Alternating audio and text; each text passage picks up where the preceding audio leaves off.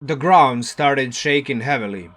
A strong breeze of hot air from the left side suddenly lifted everybody's hair and cloaks. Moments later, a loud roar followed by fiery dragon's breath engulfed everybody in incinerating flames. Despite the horrific heat, everybody was still standing, though visibly charred and burned.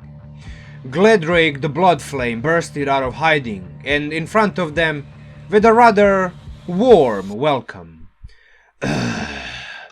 What brings you to my domain, interlopers? He asked the heroes. Well, now that you asked, we don't want to cause any trouble. We are here only to find out where Nieri the Firemoth is. Would you perhaps know anything about that? Replied Belenas with another question as he quickly moved in front of the scaly red behemoth.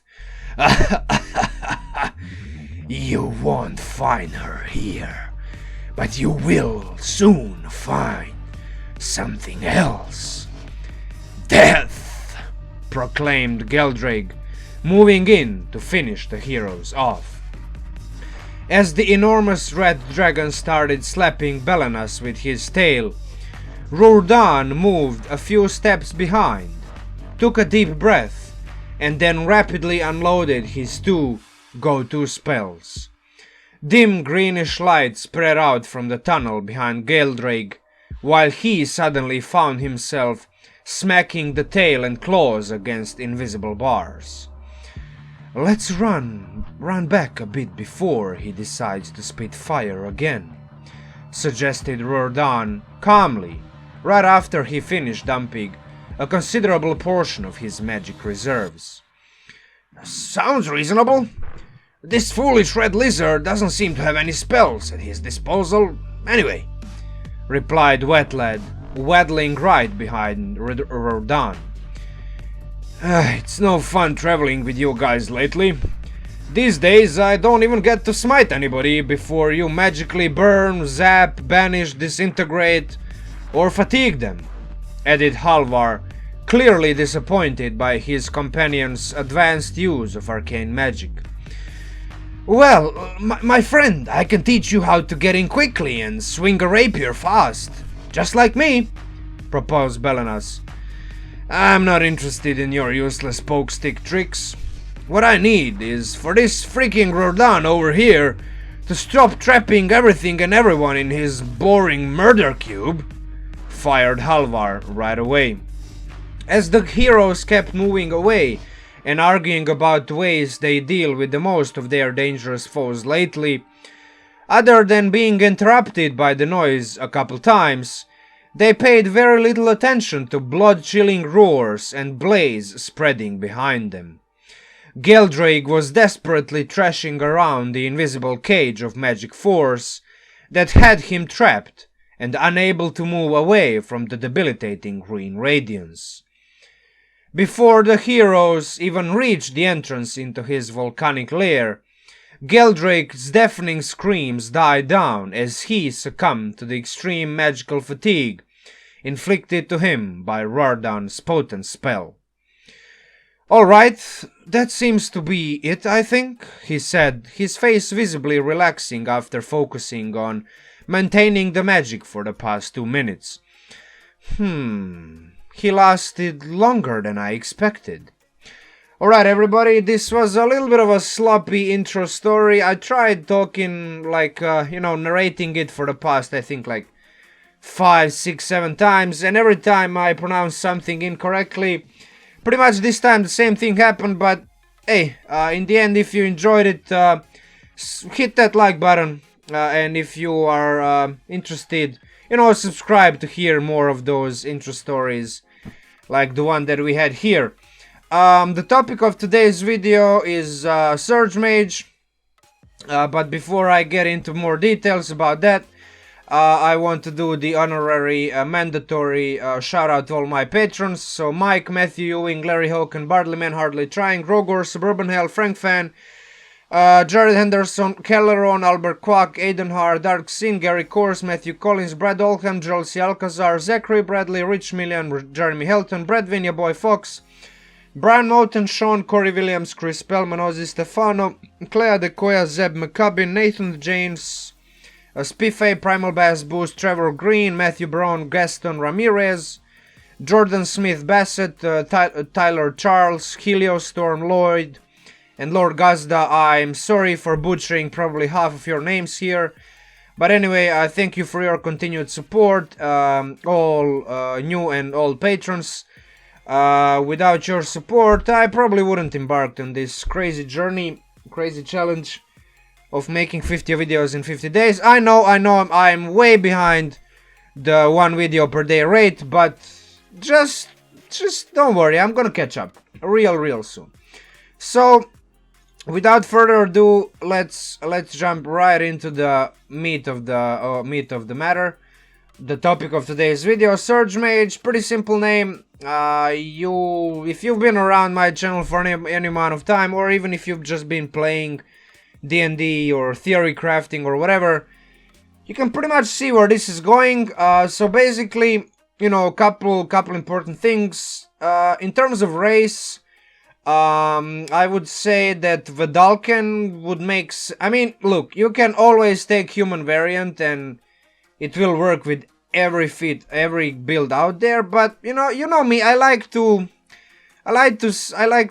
you know, change things a little bit, and I think Vedalken, with its traits and everything, and due to the fact this is more of a tier 3 build, tier 3 and 4, so like high level build, I think Vedalken would lend itself nicely. So in terms of race, that's it. You can go for Fire Genasi. It's got decent ability score improvements, abilities like racial ability scores. It has dark vision and resistance to fire damage and some additional spells, but I would say Vedalken's advantage on all mental saving throws is better for higher level games. So pretty much what we have is Action Surge from second level fighter, right? So this allows us to have 2 actions in a single turn instead of just 1. That's the name, Action Surge. And then we pretty much, you know, we go into Wizard, multi-class into Wizard, and just like take 18 levels in Wizard, and you know, take a bunch of spells. So you know, basically you can cast 2 fireballs, you can cast 2 lightning bolts, whatever you want with Action Surge. But specifically what we are interested here is a couple of combos. So hold person and hold monster, or hold monster, depending on what you're dealing with, plus Disintegrate pretty much guarantees that you deal the damage to the monster and probably even kill it, depending on the hit points.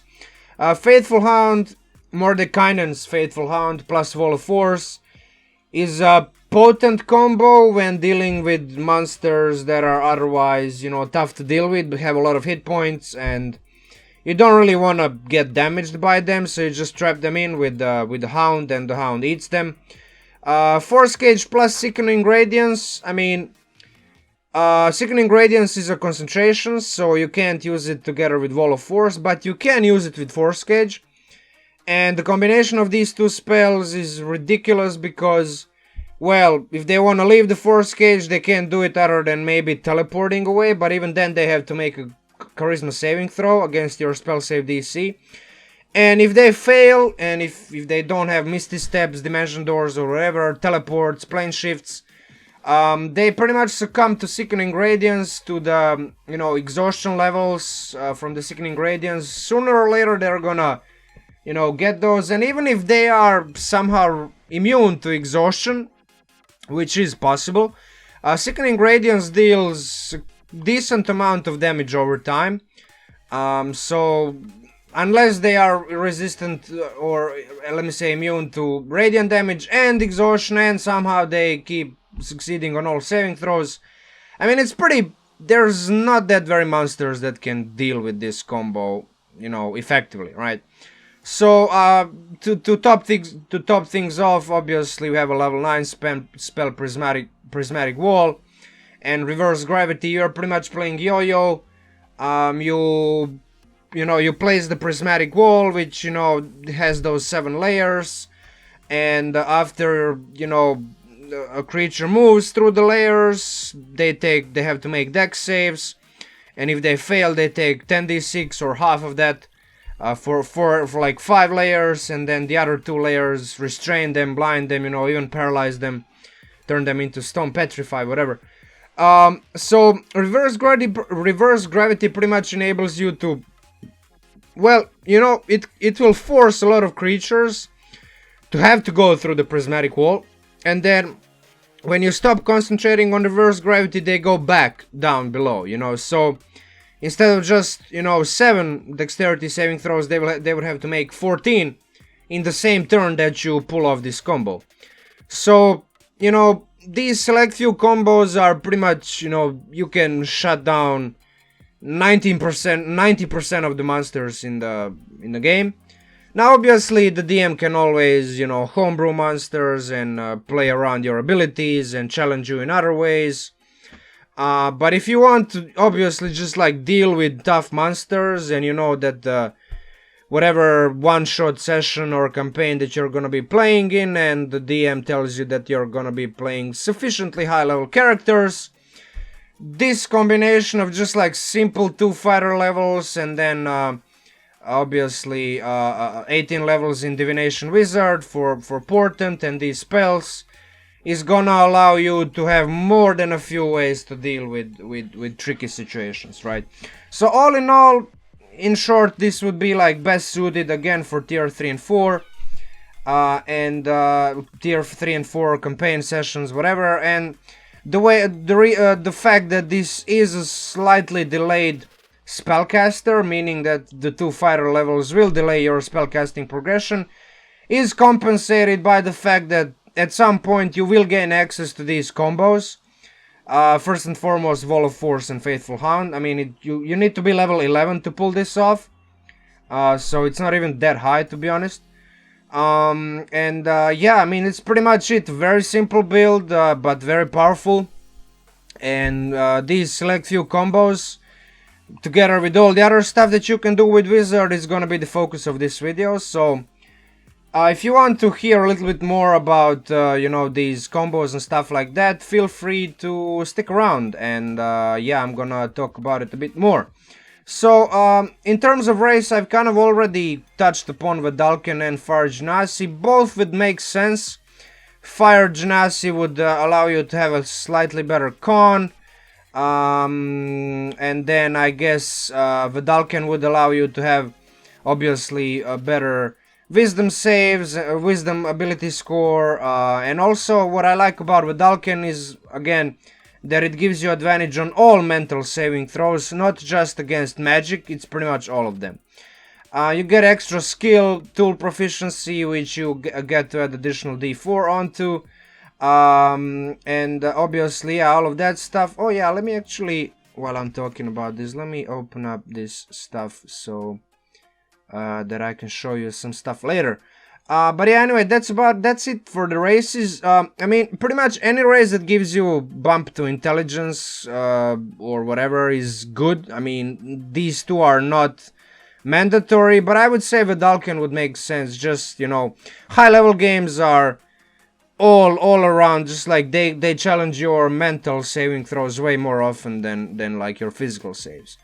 So yeah, that's about it for the races. In terms of background, I would say, I mean, look, again, I always mention that background, you can choose whatever you want, but if you just wonder about, mechanical optimization, I would say, you have to get perception in one way or another, and this newest background that we have from Ghosts of Saltmarsh, which offers history and perception, is almost perfect for you, because you will be kind of like intellect-based character anyway, but you need perception. So yeah, history is intelligence-based, skill, perception is wisdom-based. Good to have both of them. Perception is pretty much why we go for this. And obviously, if you look into this background and if you check the bonds, one of them says, "A kraken destroyed my masterpiece. Its teeth shall adorn my heart." So, you know, the way I see it, it's plenty of motivation to go and figure out how to murder monsters with powerful magic combos. This alone, right? This bond. So, there's, you know, there's ways to do this, for it to make more than like mechanical sense, right? In terms of feats, obviously we have a trusty combo of Resilient Constitution and Warcaster. You want to have both of these because first and foremost, Resilient will give you proficiency in Constitution saving throws, so that will help maintain concentration right off the bat. And then on top of that, we get Warcaster, which gives us advantage on Constitution saving throws for maintaining concentration. And also you have more versatility, flexibility in terms of what what weapons and shields you hold into your hands. So pretty much you can have a shield. And also you can cast spells on attacks of opportunity. So, you know, this is versatility, flexibility. But the primary reason we take these two feats is to strengthen our constitution saves for maintaining concentration. You will be depending on concentration, so you will need it. In terms of Wizard, it's pretty straightforward. 18 levels in Divination Wizard. I don't know why it says all armor and weapons. Beware, it should be no armor and some weapons.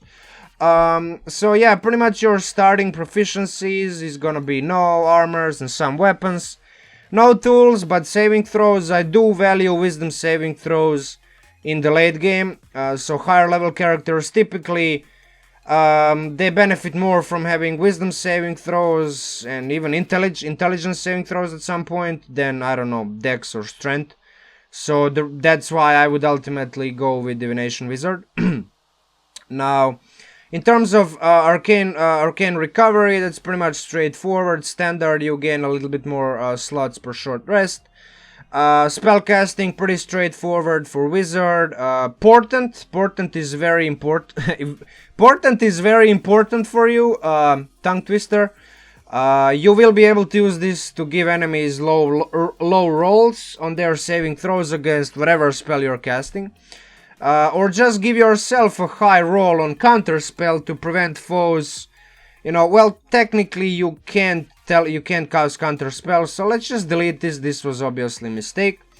But I mean, you know, counter spell will always be, you know, useful against, I don't know, hold monster or whatever. So any other spell. So yeah, basically that's Portent. 4 ability score improvements, pretty standard, 4, 8, 12 and 16. You take the Resilient Constitution feat, then Warcaster feat, and then you max out your intelligence, and pretty much, you know, you're set. At level 6 you get Expert Divination. Now, being able to replenish slots by casting divination spells doesn't directly synergize with what this build does, but it does give you more resources overall, and, you know, you will want at least a couple of divination spells with any wizard, right? I mean, if you are playing in a campaign that has all 3 pillars of the game, you know, some divination spells are pretty powerful, so you will want to have them. And being able to you know, casting those spells, giving even more spell slots is always a good thing. At level 10 you get the Third Eye, which is, you know, this feature is pretty much another reason why I would take the Vedalken race instead of any other race. Is, you know, especially for higher tier games and campaigns that this build is kind of intended for, because once you hit level 10, you can give yourself Dark Vision, so you don't even have to suffer from Vedalken not having Dark Vision, right? So if you compare to Genasi to Vedalken, yeah, Genasi does have Dark Vision, Fire Genasi. Vedalken doesn't. But once you hit level 10, you can just give yourself Dark Vision, you know, for free. You know, and obviously having advantage on all 3 mental saves, combined with the fact that now you do have Dark Vision, pretty much renders Fire Genasi almost inferior to Vedalken in this particular combination, right? Obviously, you know, the fact that this is a short rest feature means that you will be able to use multiple, like these 4 functionalities, depending on what you need, you know. Maybe you need to read all language, So like you give yourself greater comprehension, even though comprehend languages solves that issue in most cases. But being able to see invisible creatures is, I mean, it's a good thing to have depending on the situation. But in most cases, I see this build pretty much, giving yourself 60 feet of dark vision, and that's it. That's the most, most versatile type of scenario.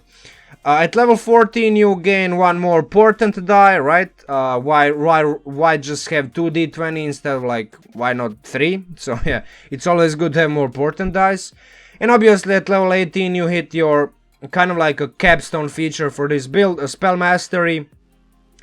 And in terms of spell choices with this feature, you will pretty much always want to have either shield or absorb elements, maybe even both of them, but depending on the campaign, whether the DM likes dropping more monsters that have attack rolls, or maybe just monsters that deal more elemental type of damage, shield is more versatile, more universally useful, but absorb elements can be a good choice as well, depending on the DM campaign setting, whatever. And that's so. Misty Step, mirror image, whatever, whichever one you want to choose. You can choose other spells, obviously, but in most cases, these few defensive spells that are obviously listed here are the best overall generic choice, right? So that's it. That's pretty much it, Now, in terms of fighter, for some reason, I don't have the multi-class proficiencies here, but as you can see, you pretty much gain light, medium armor, and shields. So let me copy paste that, and then also you get the good simple and all weapons, right? So pretty much, I mean, you get armor, so that's a good thing, because you will want to wear armor instead of just like casting mage armor on yourself all the time. Yeah, that will end up increasing your AC slightly. What will end up increasing your AC even more is the defense fighting style. If you think about it, this build is all about casting spells, so you don't care about any of these weapons swinging and attacking or whatever fighting style. So defense is the only sensible choice here, if you ask me. It's pretty much the most logical one, right? Second win, I mean, look, bonus action 1d10 plus 2 self-heal once per short rest won't really matter that much at high levels, but it can help you and the party preserve some valuable resources if you are playing in a really meat grindy, super hard, everybody is dying all the time type of game session campaign. So, every little bit of healing matters in that case. And obviously it helps you preserve some valuable resources. In terms of what we really want from this build is Action Surge, which is why this is called Surgemage, right? The only reason to even go 2 levels in Fighter, really. This feature will allow you to cast 2-level spells during the same turn, and if the DM or any of the players start telling you that this is not possible, kindly send them to these 2 links below. So let me just open those 2 for your convenience. I guess I only have 1 link. I don't know why I said 2, but anyway, yeah, it's gonna be somewhere in there. It should be. Yeah, there we go. So pretty much, I mean, what this link will tell you is that you can use Action Surge to cast 2-level spells, because as Jeremy Crawford says, the bonus action limitation of casting 1 spell and 1 cantrip only applies to spells that have a casting time of 1 bonus action. With Action Surge you get 2 actions, you don't get additional bonus action. So yeah, to cut things short, you can use Action Surge to cast 2-level spells. There's no general rule in the game that specifies that you cannot do it. And Jeremy Crawford, somewhere in this long list of replies and whatever, he states that specific fact. So yeah, there we go. That's it for that. In terms of other things, a couple of these murder spell combo ideas. Let me just go to these spells and then like do them this way. So like hold person and monster, they pretty much function in the same way, in a way that the target, if the target is a humanoid, you can cast hold person. If the target is not a humanoid, you have to cast hold monster. In either case, if the target fails a wisdom save, they get paralyzed. And what does that do? Well, that means that the creature automatically fails strength and dex saving throws. And that means that if you cast Disintegrate with your action surge, right? That means that dexterity saving throw, which is made by which the monster has to make after you cast this spell, means that a monster or target or whatever creature you're targeting with this spell will automatically fail the saving throw.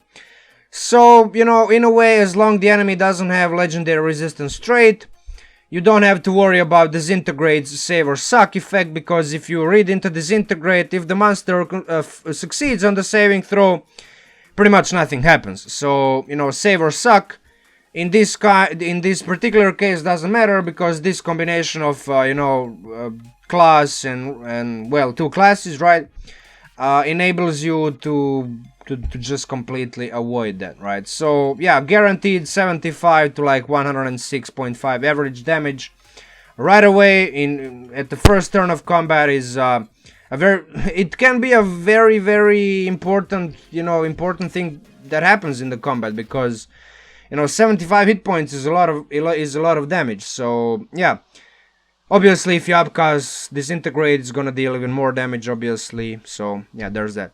One tip is that you do not forget to give the monster a low portent roll. The reason why we go into Divination Wizard is because of those portent dice.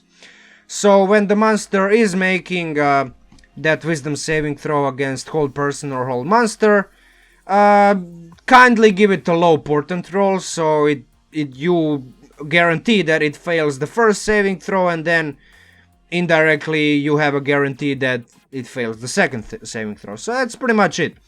The other combo that is maybe less known, but I guess a lot of you will know about, is Mordenkainen's Faithful Hound plus Wall of Force. Now, Wall of Force, you can do many fun stuff with Wall of Force anyway, but this thing is absolutely, it's devastating.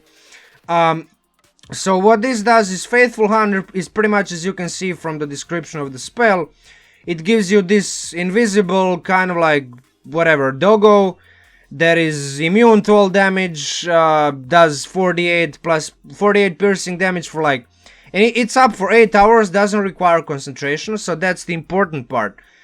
You combine this thing, which every turn makes one attack roll for 48 piercing damage. And then you combine that with Wall of Force, which I'm sure many of you know that it's one of the most broken spells in the game. Well, now it's even more broken, because now not only is the creature trapped in Wall of Force for like 10 minutes, it's now trapped with the rabid dog, magic dog, which is biting it every turn for like 48 damage. And for 10 minutes, that's, I don't know how much that is, but let's just say half of those hits, so that's like 10 times 10, so that's 100, so that's 50 attack rolls times 4, that's a crap ton of damage, as you can see. 4 point, yeah, I probably made something wrong here, so yeah, there you go, 900 damage on average. If only half of the attack rolls hit. That's crazy amount of damage. That can kill anything inside. A couple of things. Obviously, this can be circumvented via Misty Step, Dimension Door, or teleports, or plane shifts, or whatever. But at the very least, the Rabbit Magic Doggo will be able to more or less effortlessly kill one or a few weaker monsters inside the Wall of Force, while the rest of the party, including you, deals with the bigger monsters, more threatening monsters on the side, right? So at least you don't have to worry about those weaker monsters doing some additional damage or, I don't know, hurting you in some other way. A couple of tips is, due to the wonkiness of the spell casting rule on the player's handbook page 204, clear path to the target, blah blah blah. pretty much, if you go to these two tweets from Jeremy Crawford, his reasoning behind saying that Wall of Force is a physical obstruction, not necessarily, well, I mean, Wall of Force providing total cover is because it's kind of like a physical obstruction, and then obviously in that regard no spell can go through. This does end up in a situation where a 5th level spell does the job of a 6th level spell better than the 6th level spell can do itself. It is weird, I know, it's kind of like the most broken spell in the game anyway, but, you know, just to be on the safe side on your end, depending on how the DMs rule the Wall of Force spell, one way or another, it's always better to cast Mordenkainen's Faithful Hound before casting Wall of Force. Another important thing to remember is that the Hound cannot move, so be careful how big your dome sphere is relative to the size of the creature. As a rule of thumb, as like a general kind of like guideline, a mental note to have, medium-sized creatures, the dome sphere radius shouldn't exceed 5 feet. Otherwise, they will be able to move out of Hound's reach. Large, huge creatures generally can't avoid damage anyway, even if you extend the dome sphere to its maximum radius of 10 feet. So, let me just quickly go to over here. Let me just open empty page. So, let me just quickly demonstrate that for you. If you, for example, if we do this, right? Let me just make it more visible. So let's just say that you have your Wall of Force. Now I'm just gonna plop the aura token over there. I know it's a square, give me a second. So right over there, it's a point. It's like it's not allowing me, but we can do this though. Draw shape, there we go. I think it's like this. Nope, it's this. Yeah, there we go. So imagine something like this, like a Wall of Force, right? And then you place it on a point up there. It's like a 5 feet radius. It's probably a bit bigger on the screen, but never mind. If you place the dog, which is, you know, let me just find some random thing over here. Let me see. So yeah, Direwolf is good. Okay, so if you place the dog, well, it's probably too big, yeah. Let's do this then. Yeah, it's better. So if you place the dog, you can see that if you increase the radius of this thing to 10 feet, right? And let's say you place it like this, right? It probably should be a bit bigger. If you place the dog over here, the enemy can pretty much move over there, right? And then it's outside of the reach of the Faithful Hound, right? The Faithful Hound only has 5 feet reach. So you have to be kind of like careful with that, you know. You always need to match the size of Wall of Force as a sphere to the size of the creature that you're trying to trap inside. So yeah, it's kind of like important thing to have in mind. Now in terms of the obviously other combos, Sickening Radiance plus Force Cage is the kind of like the combo which I featured in the intro story of the video. It's probably the strongest combo that you can do because it pretty much kills almost anything. Force Cage is kind of similar to Wall of Force, but one important distinction is that it doesn't require concentration. And it lasts for an hour, which is plenty of time to you know, like do whatever you want to do. Now, it does cost, it does require additional, you know, material components, but they are not consumed on casting, so once you get them, you can pretty much cast Force Cage forever, as long as you have this 1.5k Ruby Dust. So without going too deep into it, it pretty much creates this cube, which can be 10 by 10. Or it can be a cage, meaning that there's bars with half-inch diameter bars spaced half-inch apart. So what this basically can do is up to 20 by 20 on each side, like a cube, a prison in the shape of cage, pretty much, I mean, Force Cage, right? And then you action surge Sickening Radiance, right? And then you cast Sickening Radiance with your ordinary action, and then you action surge Force Cage.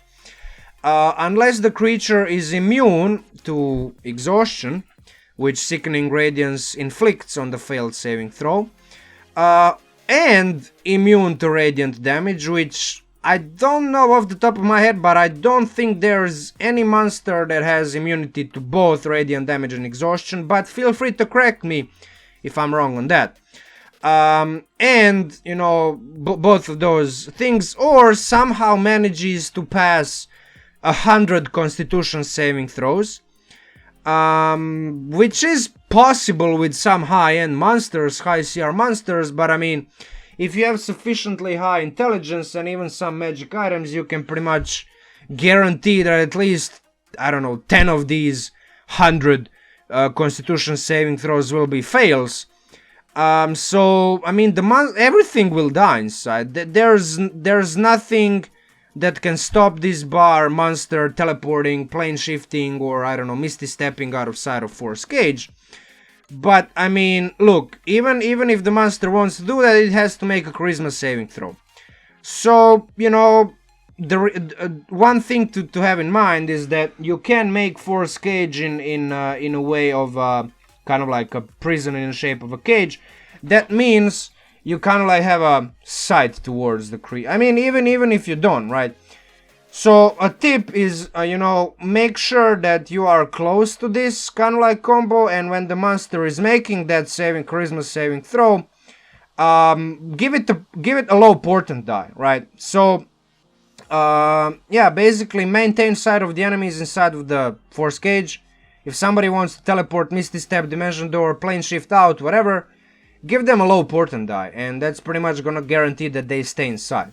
Other thing to have in mind is that both Force Cage and Sickening Radiance have a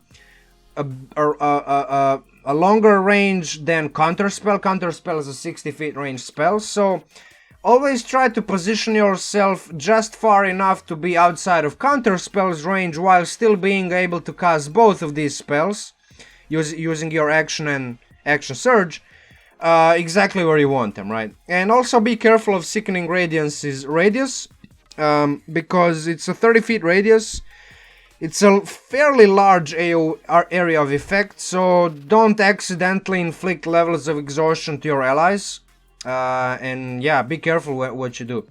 The final, the cream on the top of the cake is gonna be Prismatic Wall, what I described earlier in the video. It's kind of like simple, doesn't always work, you know, based on whatever the creature types, what types of movement speed they have, or whatever. But it's a very nasty and quick way to inflict basically 100 d6 variable type damage in a decently large area. Prismatic Wall can be up to 30 feet in diameter. Just for kind of like visual representation, this is kind of like 20. If you check, this is like 25 by 25 I think, so I would pretty much have to make it yeah, so this is like 100 yeah, so 120 feet, so it's kind of like half of this square, right? So it would be kind of like up 30, right? So 30 feet from one side and then 30 feet. Yeah, it's a big ass radius, you know, if you think about it. It's like all the way around. It's crazy how big that is. And then on top of that, obviously, we have the good old I'm kind of lost. What? Yeah, okay, so there we go. The good old reverse gravity. This is like a fun spell that always deals damage, which you know, you can count on 20 d6. Well, yeah, like I didn't even count that, so 120 to just like fall damage, right? Because you put the monster 100 feet up and then you drop the monster 100 feet down. So you know, you stop concentrating on reverse gravity, the monster falls down 100 feet. That's 10d6, right? Yeah, so it's up to 110 d6. And yeah, basically a bit of falling damage from reverse gravity, and then ridiculous amount of damage with Prismatic Wall. If you check the spell, like there's 7 layers, and each layer once you pass through the layer, you have to make a dex saving throw. So dex saving throw for the red layer, 10d6 fire damage. Dex saving throw for orange layer, 10d6 acid damage. Yellow, 10d6 lightning. Green, poison. Blue, cold. And then you get restrained, petrified, blinded, whatever. You can only dispel Violet. The spell isn't even affected by anti-magic field. It's ridiculous. And anti-magic field has no effect on the prismatic wall. So yeah, I mean the creature, there's, you know, if the creature is maybe flying and has hover speed, yeah, sure, you're not gonna affect it by this. But if you're fighting against a bunch of weaker monsters, but they are dangerous because there's a lot of them, I mean, just on average, 110 times 3.5, which is like median from D6, it's like 385 damage. And even if they succeed on all of their saving throws, that's still half. So that's 192 damage to like everybody inside of the prismatic wall. That's crazy, right? So that's a ridiculous amount of damage to everybody. So, you know, this is, as you can see, just like 2 levels of fighter combined with all the other levels in wizard, or pretty much any other full spellcaster, can result in ridiculous combinations. I'm not gonna go into each and every one of them, because then this video would be, I don't know, like 60 million hours long. Yes, you can cast 2 fireballs. Yes, you can cast, I don't know, 2 disintegrates if you want, right? You can do just basic stuff like that, but these combinations, as you can see, are super potent, you know. That's like ridiculous how good this is. And obviously, I mean, if you never thought about these higher level, I mean, combinations of spells and features, I mean, you're welcome, you know. Drop a like, share, comment, subscribe, you know, hit the bell button, whatever you want. I will invite you to go and check out my Patreon page. It's still live and kicking. If you pledge to the Magical Secrets tier, you will get access to all of these files that I use in the videos. I mean, look, you can pause the video and just like read the file yourself, but if you want it for your convenience, for future reference, and obviously don't want to watch my videos every fucking time, go ahead and, you know, consider supporting me on Patreon. You will get access to all of my files from all the previous videos. As you can see, they are all already uploaded there. And obviously this one will be there as well. So, yeah, it's not mandatory. Pretty much the best thing you can do is just watch this video and every future video, and drop a like, share with your friends and whatever, and even subscribing. But, I mean, if you're interested in a little bit more than that, the option is always there. So yeah, basically that's it, guys.